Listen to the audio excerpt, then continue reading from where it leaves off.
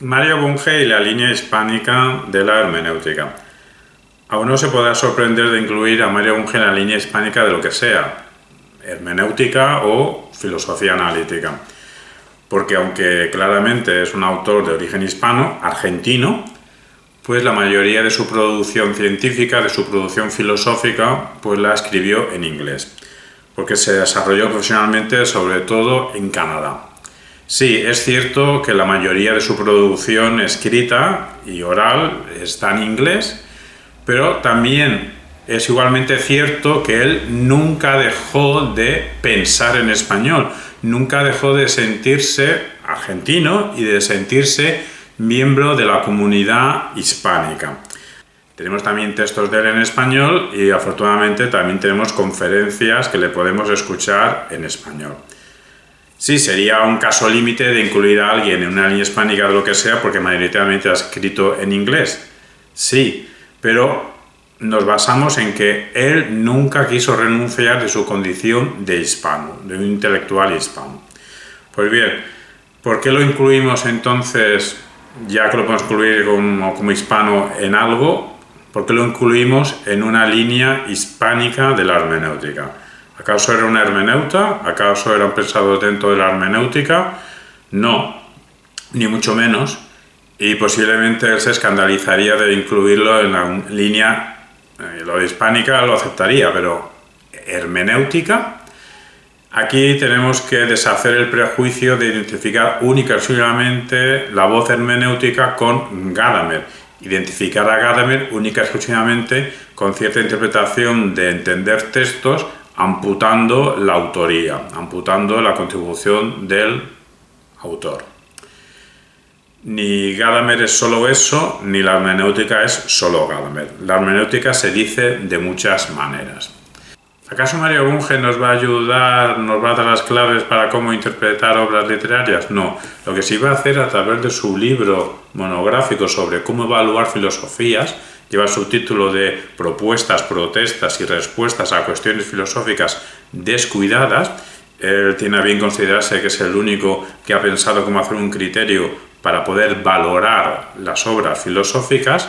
Pues en este sentido sí que esta obra nos ayuda a interpretar obras filosóficas, textos filosóficos. Para empezar, es un filósofo, porque tiene un sistema filosófico, precisamente un sistema que se basa en la idea de que es muy importante producir haciendo sistemas y tener en cuenta la idea del sistema a la hora de entender la realidad. De ahí que su sistema se llame sistemismo, exactamente sistemismo emergentista. Vale, es filósofo. También lo podemos considerar de forma muy amplia como dentro de la concepción analítica de la filosofía y por lo que hemos dicho antes, si no deja de tener el carácter de pensar dentro de la cosmovisión hispánica, pues una línea hispánica de la concepción analítica de la filosofía. Pero de una concepción amplia, porque él era un crítico de la filosofía lingüística. Si por concepción analítica de filosofía entendemos solamente filosofía lingüística, él nos diría, no, a mí no me metas en una filosofía, si es que llega a ser filosofía, porque no es sistemática, no produce sistemas, que es superficial. La mayoría de los filósofos de la ciencia tienen problemas en situarse como filósofos analíticos. Véase Popper, véase Jesús Mosterín, véase Mario Bunge. Por eso nosotros hablamos de una concepción amplia de concepción analítica de la filosofía. Y en este caso, claro que está de Mario Bunge, por su rechazo visceral del idealismo absoluto y del hegelianismo, por su claridad, su lucidez en extremo riguroso, en extremo con un apoyo de aparato lógico, a veces para algunos gustos será excesivo, las fórmulas lógicas, el aparataje matemático que utiliza para apoyarse. Incluso él mismo se dice que su filosofía es exacta. Incluso dice que cualquier filosofía, un valor de ella es la exactitud a la hora de precisar bien los conceptos y las ideas y los argumentos. Y su contenido es el mundo entero, la realidad entera. Es que construyó todo un tratado de filosofía de varios tomos, que tiene que ver con la lingüística, que tiene que ver con la ontología, que tiene que ver con el conocimiento, también con la filosofía práctica, aunque también una cosa común de los filósofos de la ciencia es que es su déficit cognoscitivo en estética y filosofía del arte. Pero bueno, esta es otra cuestión. Entonces, claramente, bueno, el contenido de Mario Bunge, el mundo entero, pero también dentro del mundo entero, pues se centra en el lenguaje, se centra en el pensamiento, se centra en la mente, se centra en la realidad y se centra en la posible interrelación que pueda tener el lenguaje con el cerebro, con la realidad. Entonces cumple los requisitos de situarse en una concepción analítica de la filosofía por tener una actitud, una reacción ante el idealismo absoluto, expresarlo de forma clara y con un contenido que tenga que ver con el lenguaje, pensamiento, mundo. Vale, bien, incluso podemos añadir que pese, aunque mayoritariamente se expresa en inglés, lo situamos en una concepción analítica de la filosofía dentro de unas coordenadas hispánicas. Vale, bien. Pero añadimos que también cabe situarlo dentro de una línea de la hermenéutica, una línea hispánica de la hermenéutica, por lo que acabamos de decir, porque nos ayuda a dar claves de cómo interpretar el valor de una filosofía. Sintéticamente, venimos a decir que el valor de una filosofía tiene que ver si nos ayuda a conocer el mundo, si nos ayuda a actuar y nos ayuda a convivir. En la página 23 de este libro, al menos en esta edición, tiene un cuadro de filosofías y pseudofilosofías y pone el representante principal y el principal defecto. Nombra varias, más de 10, una quincena o casi 20, pero es que no tiene en cuenta la hermenéutica, bien por un descuido, bien por un olvido o bien porque de forma deliberada no considere a la hermenéutica ni siquiera filosofía, ni siquiera pseudofilosofía, ni misosofía, o sea, un desprecio y temor y odio al saber, porque tiene en cuenta el esteticismo radical, el fenomenismo, el globalismo, el idealismo objetivo, el idealismo subjetivo, el neocantismo, intuicionismo, irracionalismo, marxismo original, marxismo oficial, misterismo, filosofía lingüística, mundos posibles, posmodernismo, pragmatismos, teoría crítica. Bien podría ser porque si tiene en cuenta ideologías, pues la hermenéutica, más que ideología, sería como una escuela, exactamente, que tiene que ver con la interpretación. Por eso nosotros le damos vamos a decir, una concepción amplia hermenéutica, no es que sea amplia, sabiduría de la interpretación. Por eso decimos que interpretar única y exclusivamente hermenéutica con Gadamer y Gadamer únicamente con cómo leer amputando al autor, pues eso es un prejuicio contra Gadamer y es un prejuicio contra la hermenéutica. Por eso es normal que ante ese prejuicio, si Mario Bunge nos pudiese escuchar y nuestro decir de que Mario Bunge estás dentro de una corriente hispánica de la hermenéutica, nos diría no. ¿Por qué? Yo no soy racionalista, yo no soy superficial, yo no cometo absurdos. No sabemos qué problema principal le pondría a la hermenéutica. En las otras, los problemas que ve problemas de esterilidad, de superficialidad, de hostilidad al análisis, de apriorismo, de realismo, de anticientificismo. Podría ser que dijese que la hermenéutica es anticientificista, de irracionalista, suicida, a mí no creo que llegue a tanto la hermenéutica, de imprecisión, pues posiblemente para Bunge el concepto que él tiene de la hermenéutica gadameriana pues sea imprecisa, dogmática, superficial, escapista de escapar a la verdad, al menos, absurda, utilitaria, en este caso no creo que pensase eso de la hermenéutica, pero sobre todo anticientífica. Pues bien, a continuación vamos a exponer nuestro desarrollo de por qué consideramos que Mario Bunge debería ser incluido en una nómina de línea hispánica de la hermenéutica.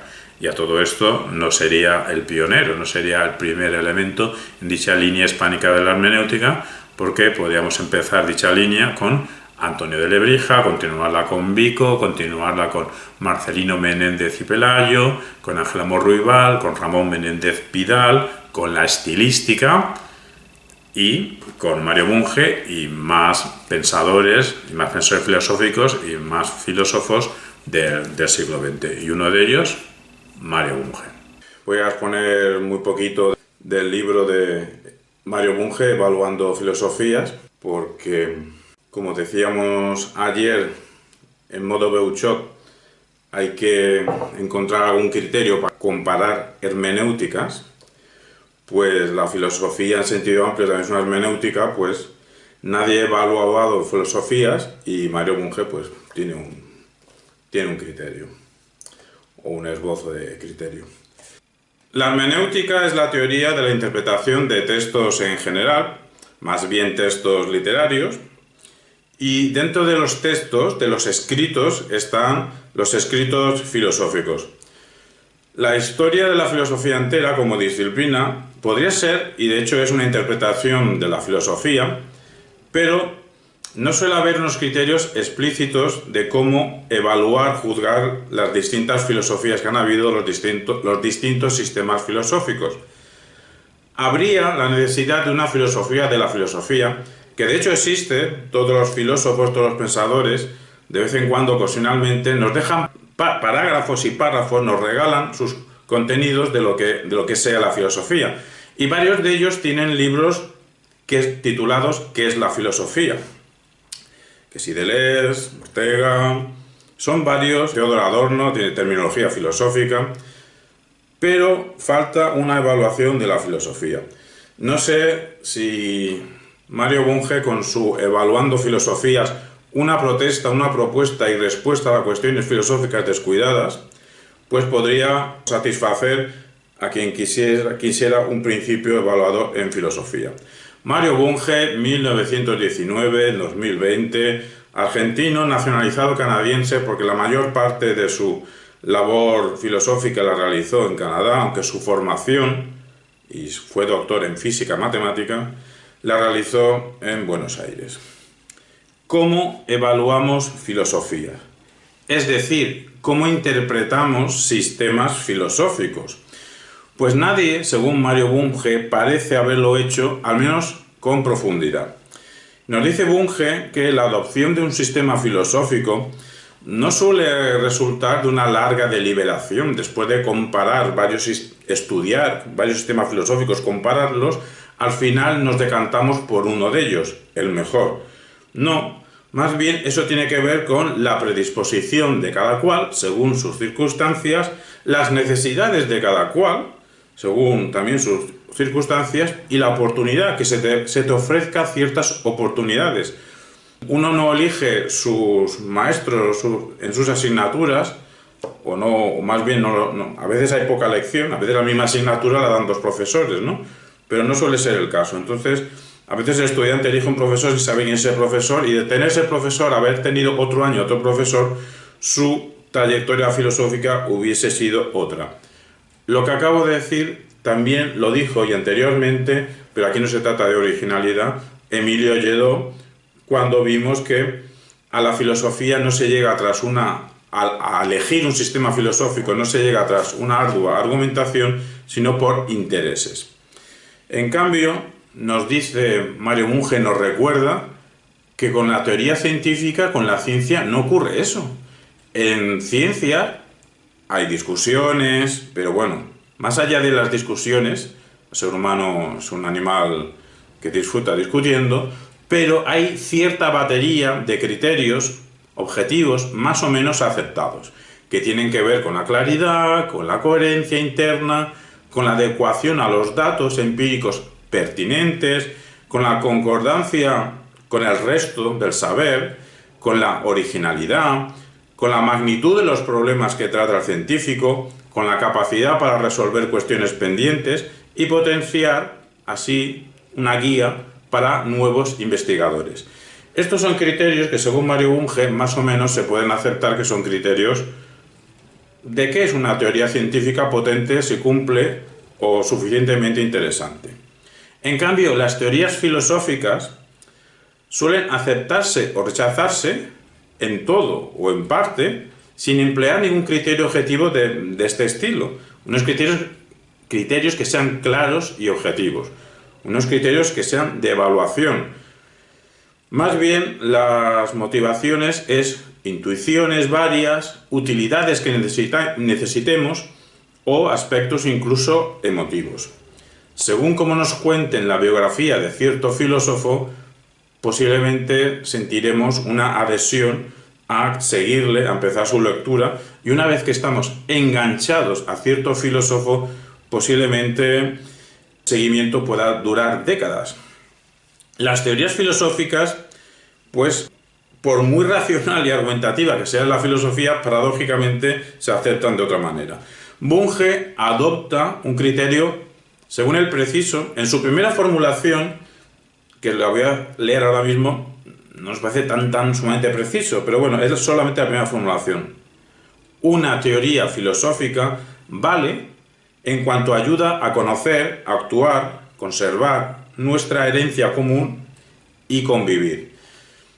No negamos que todo esto son virtudes, pero conociendo a Bunge, de entrada nos esperábamos más. Ese más a lo mejor viene después. Tampoco esperéis aquí un criterio sofisticado, que sea una fórmula matemática, como Mario Bunge suele hacer en las definiciones, ¿no? Va a ser un criterio muy simple. Bunge nos dice que cada filósofo define su propia disciplina filosófica y la corriente en la que se sitúa, y la define de tal manera que, si llega el caso, se atreve a descalificar las doctrinas que no le gusten. Cualquier profesor, quiera o no lo quiera, más tarde o más temprano, pues se le puede notar sus simpatías o sus antipatías filosóficas. Es algo que no se puede evitar o es de difícil salir de ahí. Bunge usa un criterio objetivo para evaluar filosofías, y es el siguiente: por sus frutos las conoceréis. Luego hace una definición menos metafórica o menos bíblica, menos dando un sermón, pero por sus frutos las conoceréis. Una ciencia sin contexto, dice Bunge, que a ningún sitio va a ir. Reconoce Bunge que los presupuestos son importantes. ¿Por qué? Porque si no, no hay manera humana de entender lo que quiso pensar el filósofo, contra quién quiso pensar, etc. Respecto a las ciencias sociales, lo que le interesa a Mario Bunge es que las ciencias sociales se adhieran a lo que se ha venido a llamar pensamiento sistémico. Mario Bunge tiene una manera de pensar que es el sistemismo, que la realidad se la puede catalogar de un sistema, y entonces el acercamiento a la realidad, cuanto más sistemático sea y sistémico, mejor.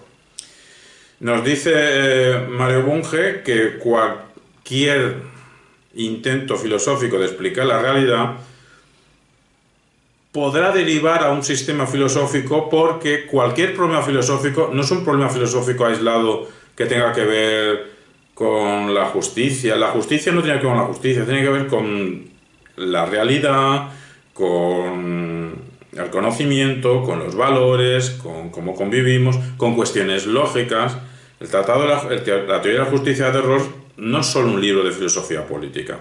Nos dice Bunge que cualquier problema filosófico tiene que ver con toda una coordenada de problemas.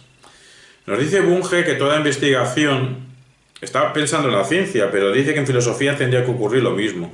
Toda investigación consiste en plantear un problema e intentar resolverlo, bajo la guía del conocimiento previo. Aquí podríamos decir que tiene cierta coincidencia, iba a decir sintonía, pero sintonía no, cierta coincidencia con Gadamer, la hermenéutica tradicional, lo que se supone que la hermenéutica Gadamer, conocimiento previo, pero también dice las intuiciones, los juicios de valor.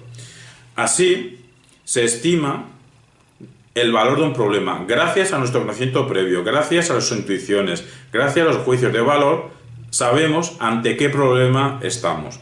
Si no sabemos ante qué problema estamos, no podremos intentar buscar los medios para solucionarlo. Todo esto que estoy diciendo no es que lo diga Bunge como una guía para cómo hacer filosofía. Lo dice porque para poder juzgar filosofía habrá que ver si la filosofía de turno está haciendo estas cosas o no. En realidad, ¿qué criterios de evaluación deben adoptar quienes quieran abordar problemas filosóficos que exigen investigación original y, por lo tanto, darnos nuevos hallazgos?